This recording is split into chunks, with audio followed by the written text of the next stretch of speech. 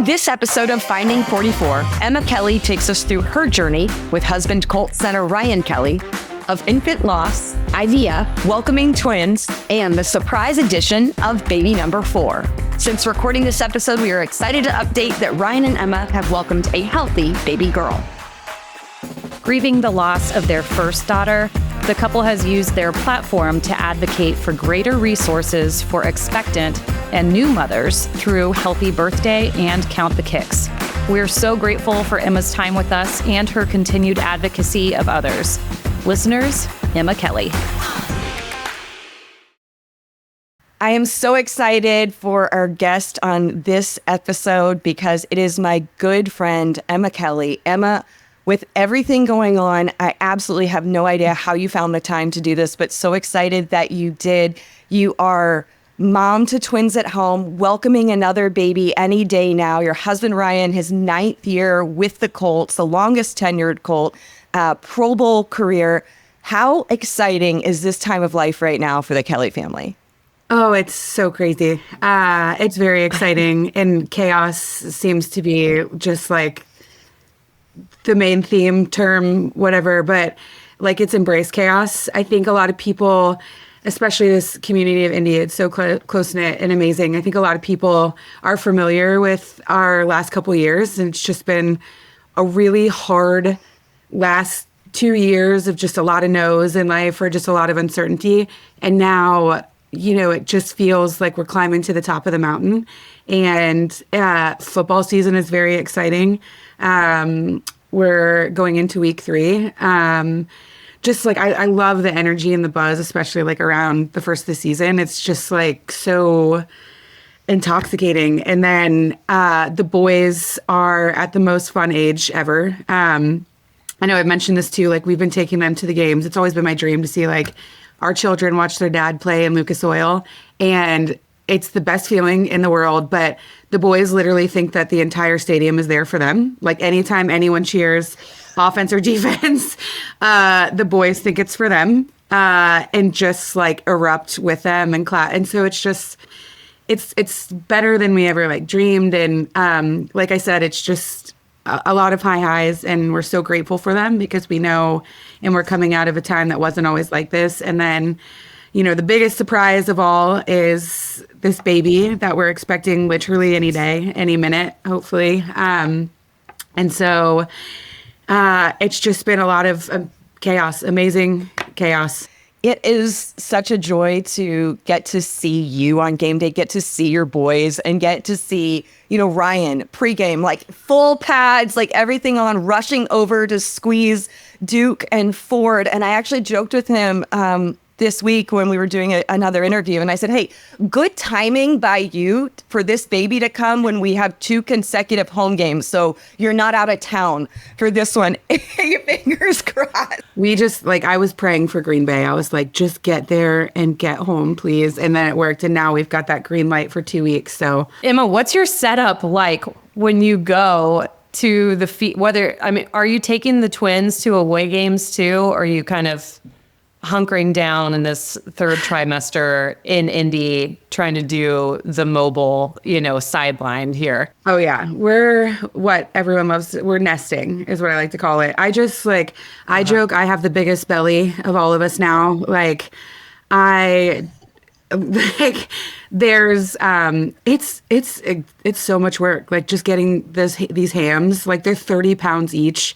So just like wrestling them in, game day is like such a privilege, but it takes so much to get to like wrangle these boys there and back. So we are pausing on the travel just so we can stay put. Game day is a big adventure. A home game day is a big adventure in itself for us. So we're trying to take it easy as best we can, except for Sundays at Lucas Oil. Just in full sweat by the time you get anywhere, I imagine. You know, I remember those days well. Yes. Like, try to get everybody ready first. You know, I always put on just a huge oversized t-shirt so I didn't get thrown up on or, you know, chocolated or something before walking out the door. And then you take it off and you go out and the kids maybe make it in the outfit they started in. Maybe they don't, you're on your third change by the time you get where you're going. And embrace the chaos, like you said. That's exactly right. You never know. It's always something. But I will tell you, I used to as Lara knows, we both very much connect with fashion. I used to think I loved dressing for myself, but there is nothing more fun than dressing your littles for game day and seeing them in their dad's number and just all of the stuff. But to your point, it's you slave over these little game day outfits, all for them to spill their milk or throw up or, everything else that kids do in their outfits. So you're lucky if you get the picture in them. Emma, you mentioned, the journey that you guys have been on to get to this point. This is the longest that you've gotten with any of your pregnancies. And I know how grateful you feel to be in this position as you're welcoming baby number 4. But can you just take us through, I know you've talked so much, but for anyone who's unfamiliar with your family's journey, your and Ryan's experience and what you have gone through with Mary Kate and then the twins and now getting to this point to welcome baby number 4. Ryan and I were married in 2021. We quickly got pregnant after that with our daughter, our first. We, at the time too, HBO Hard Knocks had come in to shoot the Colts. It was the first in-season ever coverage of a football team. So it was focusing the guys, of course, on the field, but more so off the field in season. So we had found out we were pregnant. HBO had caught wind of it. They were like, can you invite us into this a little bit? So we invited them into our gender reveal. It was the coolest. We did it in Lucas Oil. We invited everyone into it, which we do not regret, but just everyone got to see that we were expecting a baby girl. And shortly then after, probably I think 2 months later, we would lose our daughter.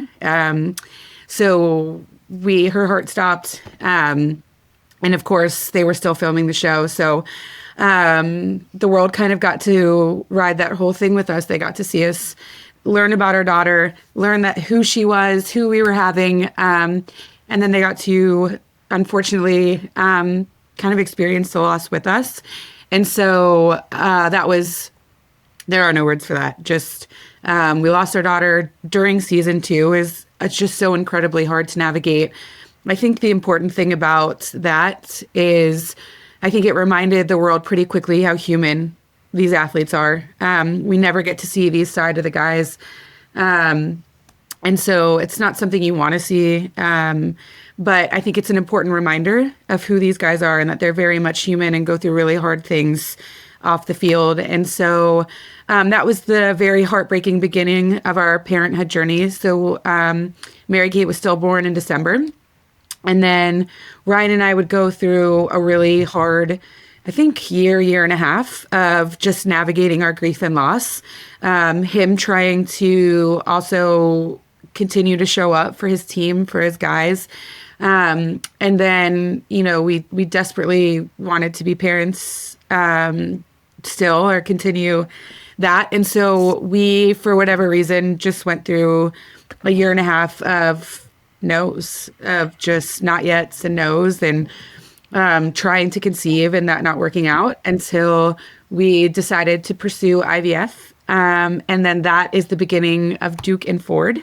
And so we got our beautiful baby boys from that through another not easy but amazing opportunity. And so we learned that we were expecting them in January, and had a pretty smooth and amazing pregnancy up until I was 27 weeks. So the very end of the second trimester, we were in Nashville for one of my good friend's weddings, and I went into labor.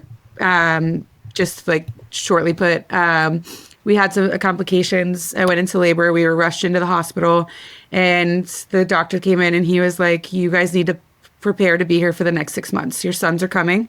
It's very critical. They're coming an entire trimester early. They'll be here in the NICU. And, we don't know what this is going to look like for you guys, but we do know that, if it all works out, you need to plan on being here for the long term. And so this happened to be, I think, 3 weeks before camp was starting last year.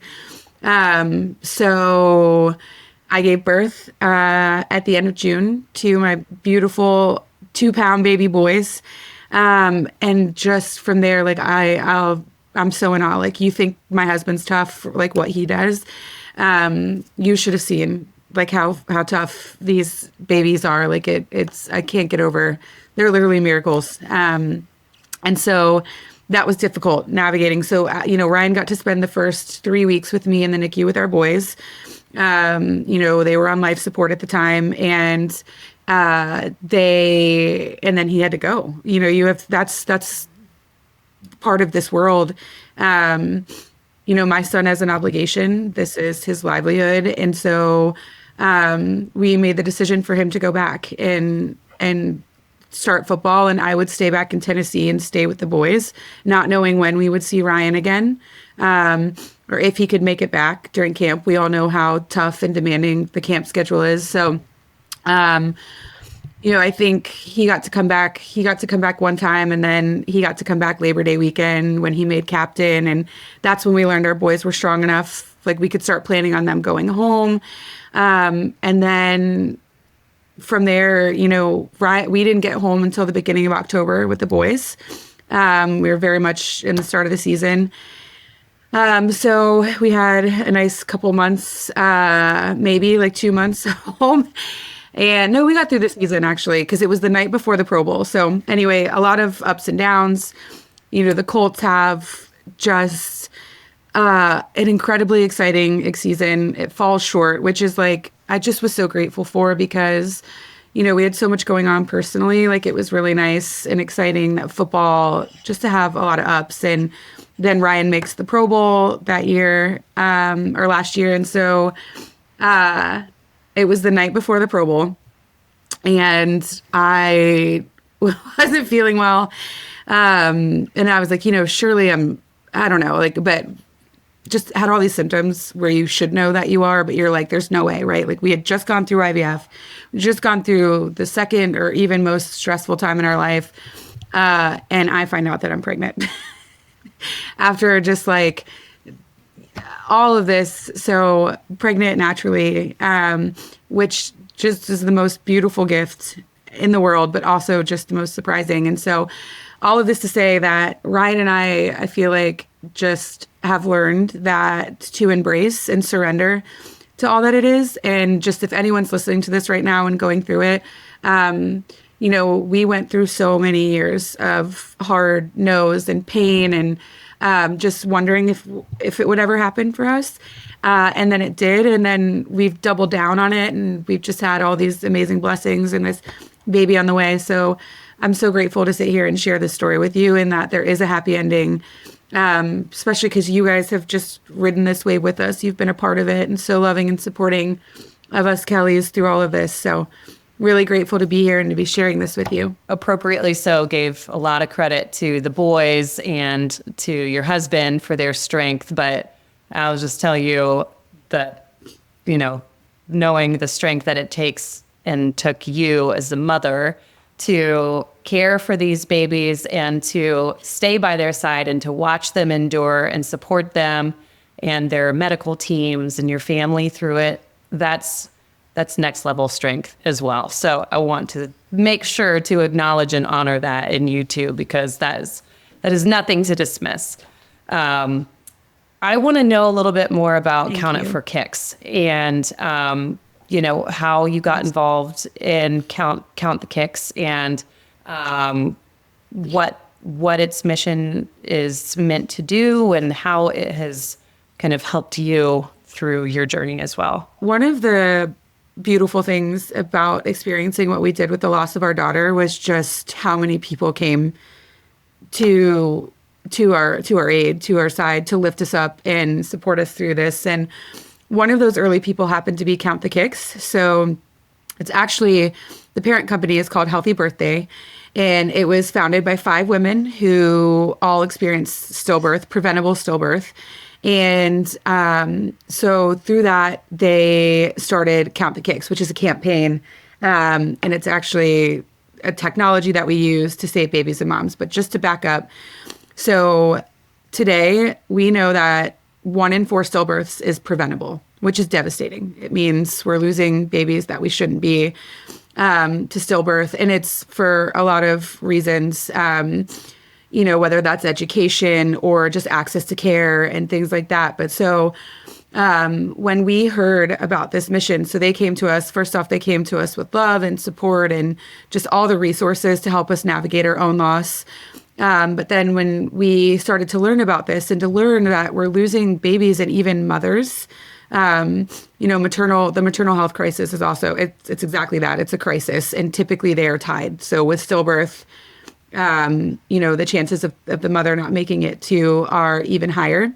And so when Ryan and I learned about this, there was just no way that we could ignore this, that, we are losing mother and children that we shouldn't, who should be here, who should be home with their babies in their arms. And we know that sentiment of going home empty-handed. And it's not to say that ours could or could not have been, our daughter could have been saved or not. We'll never really know that. But so we started looking into it. And also, when you go through loss and you lose the person you love the most, whoever that person is, there's a lot of pressure to do something in their name. And I just remember Ryan and I thinking, like, we don't want the world to forget about our daughter.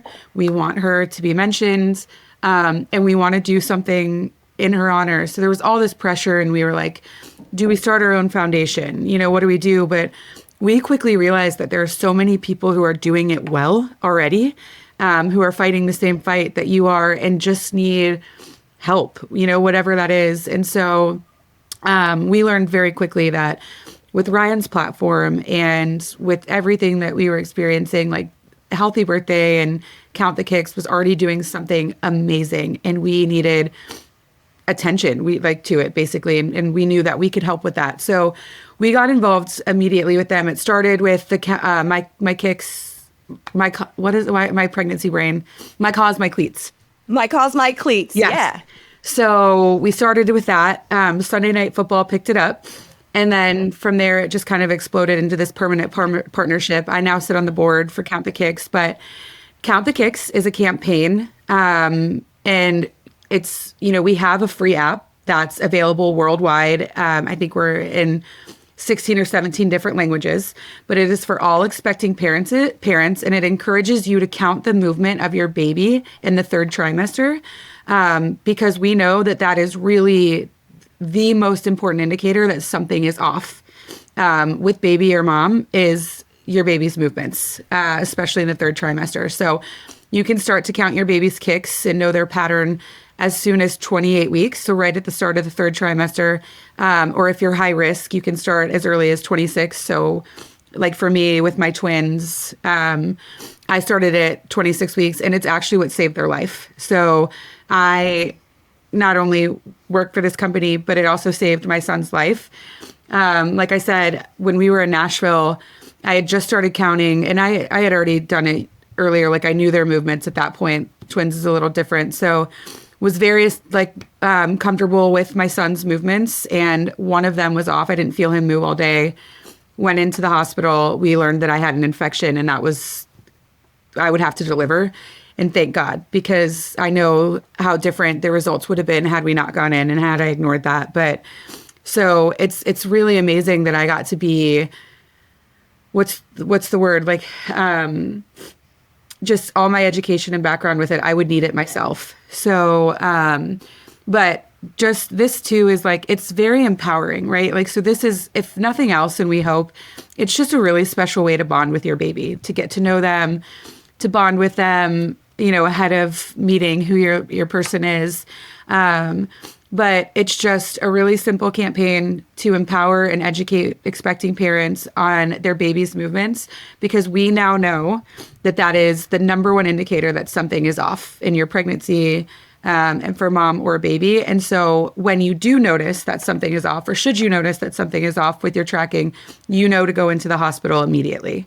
So this was conducted in Iowa. So this started about 15 years ago through the 5 founders, and it started in Iowa.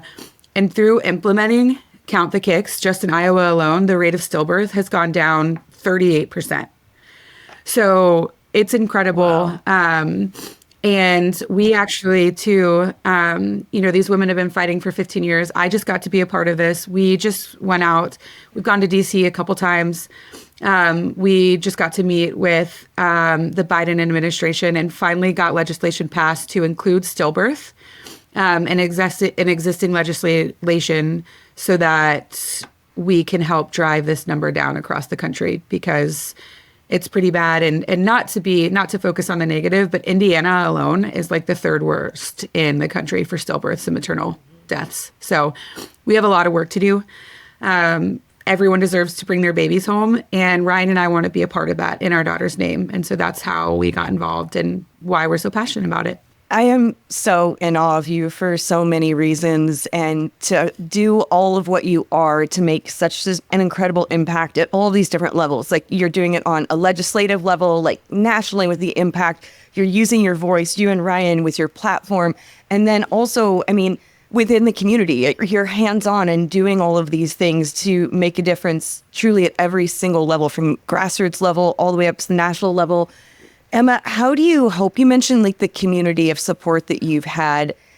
How do you aspire to just be an example, maybe, be a ray of light for someone who might be going through a challenging time of their own, whether they know you directly, have the incredible fortune of knowing you as well as I do, or if it's just someone who's familiar with your story, who's following on Instagram, who maybe is listening to a conversation? One of the things I want to share that, just to give credit to my husband, that this happened way before our loss and before everything. And it's a Nick Saban-ism. But Ryan has always said from the beginning of our relationship that, Nick, one of the number one things Nick Saban teaches to all of the men that he coaches is that, accolades and title and money are great, but nothing feels as good as giving feels. That has been something that we've had in our home for a long time, is that you can have all these things and, there's plenty for my husband to be proud of for what he's accomplished. But like, how many people did he touch and make better in this time, right? So if he has access to all these people, and how's he using, or what's he doing with that? And so there's so much more than football. Football is amazing. There's amazing opportunities, but it's what can you do with this time and all of the people that you're reaching and who really look up to him and what he's doing. And so, just that's always like touched me. It's kind of set me on fire, like that. Nothing feels as good as giving feels. And I can truly say that's so true. That's kind of how it started. And then, for anyone watching this, I just remember the way that everyone made us feel. It makes me really emotional, but when we lost her, I could not believe how the community rallied against us, or rallied up around us. How many complete strangers honestly just saved our life, like just saved our spirit, and wouldn't allow us to go under, right? Because you either survive it or you don't. And so this community specifically, like just Indianapolis, the way that everyone lifted us when we couldn't do it ourselves is just like that. It's something that I will work the rest of my life, is to make someone feel the way that everyone made us feel. Like people didn't let us give up. People who didn't owe us anything, just sent us the nicest things, or shared their stories of loss to make us feel less alone. And so I remember all of that. That saved my life. And so what if we could do that back? What if just, one, as far as like, it could, this is something we want to teach our boys too. Like, it's as easy as just opening a door for someone, or smiling and looking them in the eyes, or it's giving, tangible things or resources or whatever it is, or we all need love and we all need kindness, and it's the easiest thing to do. And so Ryan and I have a really unique opportunity. We've been given so much in this life. We have a lot, and that means we have a lot to give. So my goal is always just like, if I can make anyone, one person, feel the way that so many strangers and people in this community made us feel in our hardest time, how much better the world could be. Like, starting with just with that. So sorry for that. I love that. Yeah. I love that so I'm much. tearing up too. Yeah. With Project 44, we call that inspiring a culture of yes. And we talk about it all the time of how easy it is and how often people just say no by default because it's like, can you come do this with me? No, I've got, this going on. Or, would you consider supporting this cause? Well, no, I don't really know anything about it. Or, whatever the case is, there's so many times in life that we're just almost kind of predisposed to say no because it's easy. And so really what we're trying to do is inspire that culture of yes, or, giving feels, like you call it, of figuring out a reason and a way to just say yes, because what's the ripple effect that can occur when you do, for that. When you said they saved my life, I feel that very deeply. And I think that's, that can't be understated, of like that the difference between saying yes or no, or deciding to show up for somebody else or not, can literally make that big of a difference, and bigger, So just hearing you, talk about sharing your platform and those gifts and your time and your love, that means the world. I think we need more Kellys. We need more Kellys in this world. You actually brought up a good point in saying yes. And on the other side of that I want to talk about, that's not easy for a lot of people. And Ryan and I, this was one of the biggest struggles that we went through in those first couple months post-loss, is accepting help and saying yes to needing help, and just admitting, like, I just want to encourage people. We are not meant to burden any of this alone. Just all of the things that you're going through, like, you're not meant to carry any of this alone. And so just say yes to people helping. I'm sure it's uncomfortable. It's really hard for a lot of people to say yes to help and yes to, I'm not okay. But it's very much okay to not be okay. I know we love to say that with Kicking the Stigma, and it's so true. Like, all of us, like, every one of us is going to go through really hard times, and we need our village, whoever it is. And even if you're feeling alone, you aren't. And so just saying yes to that help and letting someone else help you carry those burdens is also going to make the world such a better place. It's going to make you such a better person and dig you out of whatever hole you feel like you're in. We really believe our guardian angel, Andrew Smith, Mary Kate, is there for you guys.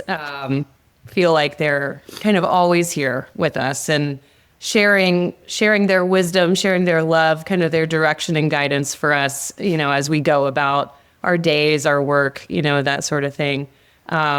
So in light of that, Andrew, and our spirit animal of Project 44 is the moose, this, strong, gentle, present energy. Do you have a spirit animal, or does the Kelly family have a spirit animal that you lean into? We do. So it's twofold. One, I would just say the all-encompassing is the butterfly, where I'm actually wearing them right now. The butterfly came to Ryan and I in so many ways when we lost our daughter. I can't even tell you. So we learned pretty quickly that is like the spirit of our daughter. That's the protector of our family. Like, they always show up in the craziest of circumstances. So we just know that it's her. We know that it's her energy, her spirit. And so that is like our overall family spirit guide, spirit animal. But then also a huge spirit animal in our house is the elephant. And so that happened to be both my husband's and I's, partly because he went to Alabama, that's just kind of, but for me, they are very intelligent creatures. They love their families, like they're very loyal animals, very protective animals. And then I heard this, I'm not sure how true it is, but elephants pick a mate for life. And then when they lose that mate, they search the rest of their life looking for them.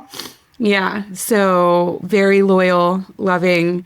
And so that has always been Ryan and I's spirit animal before the butterfly came along. And for anyone who is at Colts game days, is there at Lucas Oil Stadium, I want them to pay attention because when Ryan runs out of the tunnel, he always blows a kiss in celebration in honor of Mary Kate. It's something that I love to watch in that moment as you're like running out of the tunnel, preparing for battle, like you're going into the trenches. But like Ryan always like takes that moment, and it's such an incredible reminder of how much larger this all is and the impact of this awesome game, but how much farther it all goes. So I just love to see that. And I hope other people notice that he does that.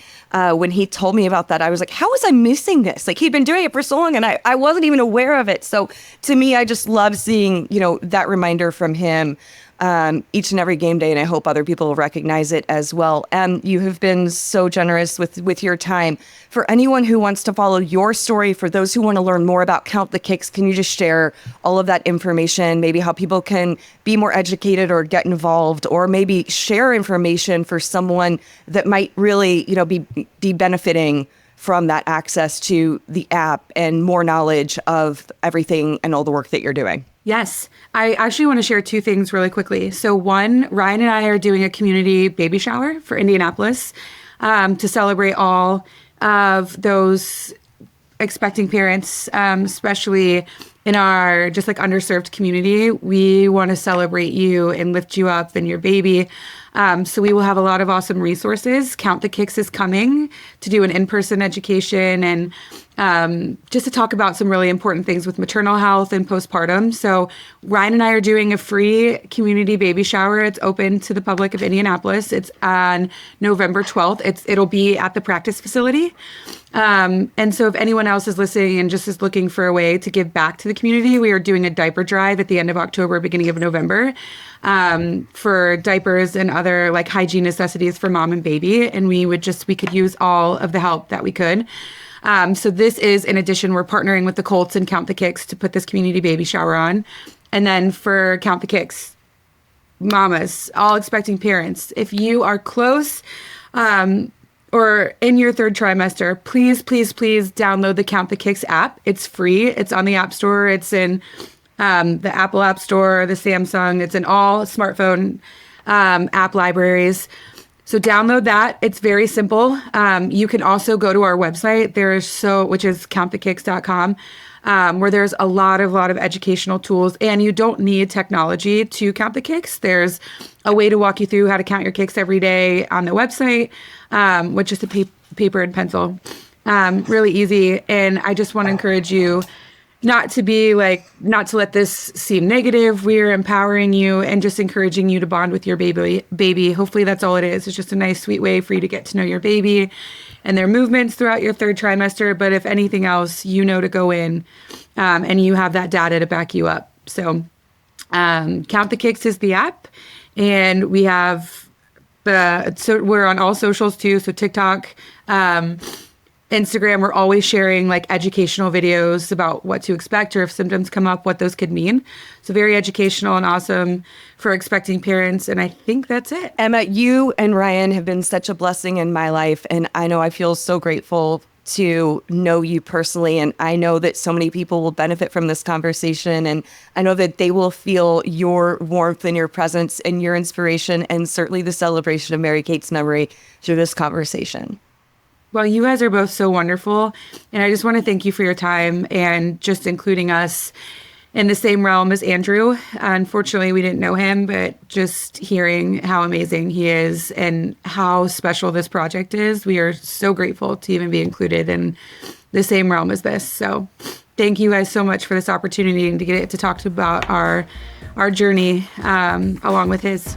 Thank you so much, Emma. We're so fortunate to have you here, and we're wishing you all the best. Excited to meet this baby too.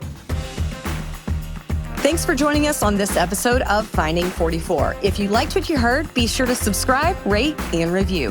Follow Project 44's mission at project44.org and find us on social media at Join Project 44.